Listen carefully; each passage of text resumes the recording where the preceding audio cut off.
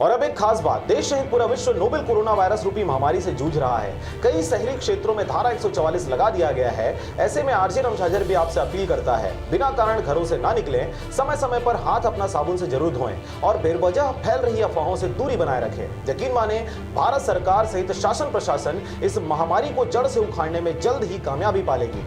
धन्यवाद।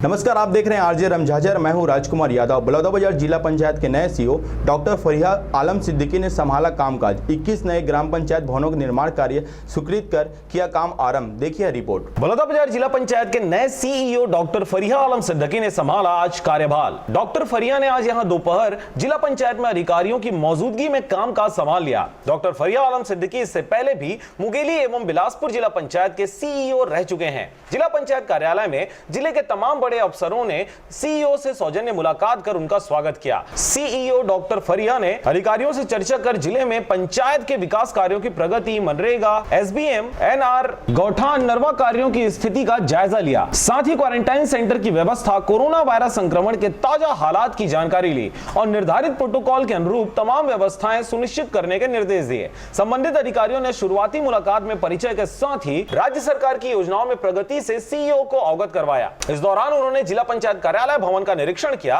उन्होंने अधिकारियों को कार्यालयीन रिकॉर्डों के व्यवस्थित रखरखाव और नियमित रूप से कार्यालयों की साफ सफाई के निर्देश दिए। उन्होंने आज पहले दिन ही जिले के नवगठित ग्राम पंचायतों के लिए 21 ग्राम पंचायत भवनों के निर्माण हेतु कार्य स्वीकृत किया, जिसके लिए कुल 14,45,000 स्वीकृति की गई, जिसके अंतर्गत महात्मा गांधी नरेगा के 11,45,000 एवं 3 लाख RGSA प्राप्त किया जाएगा। इन सभी भवनों को आगामी 2 अक्टूबर 2020 तक पूर्ण कराने के निर्देश कार्यपालन अभियंता ग्रामीण यांत्रिकी सेवा को निर्देशित किया गया है। इस अवसर पर जिला पंचायत अतिरिक्त सीईओ हरिशंकर चौहान, परियोजना अधिकारी ML महादेवा एवं समस्त जनपद सीईओ भी उपस्थित रहे। बलौदाबाजार से मनहर बंजारे की रिपोर्ट, RJ रामझाझर।